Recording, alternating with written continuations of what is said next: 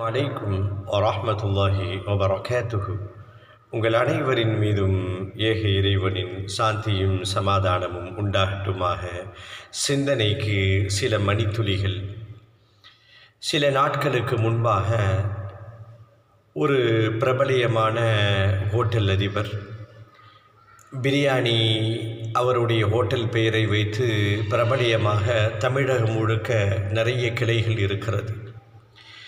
அவர் ரம்லானுடைய வாழ்த்து செய்தியை சொல்லுகின்ற பொழுது ஒரு செய்தியை இப்படி குறிப்பிட்டார். சின்ன வயசில் நாங்கள் கடுமையாக வறுமையில் இருந்தோம்.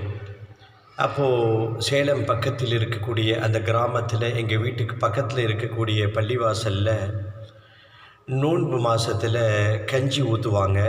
எல்லோரும் சென்று அதை வாங்குவார்கள். என் பெரியம்மா கையில் ஒரு பாத்திரத்தை கொடுத்து பசிக்கு அந்த கஞ்சியை வாங்கிவிட்டு வா என்று சொல்லுவார்கள். நாங்கள் வாங்கி கொடுத்தோம், வாங்கி குடித்தோம். அதை இப்பொழுது நினைவு கூறுகிறேன். இன்றைக்கு நான் பெரிய கோடீஸ்வரனாக இருந்தாலும் கூட அன்றைக்கு என்னுடைய பசியை ஆற்றியது அந்த நோன்பு கஞ்சி தான் என்று மனதார அவர் புகழ்ந்தார்.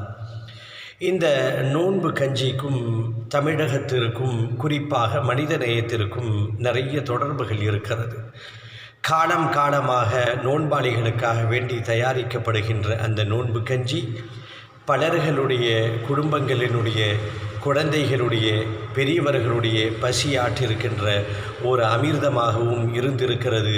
அதுதான் இந்திய நாட்டினுடைய ஒரு சமய நல்லிணத்திற்கு உதாரணமாகவும் இதை எடுத்துக்கொள்ளலாம். புரிந்து கொள்வதற்கு இறைவன் அருள் செய்வானாக.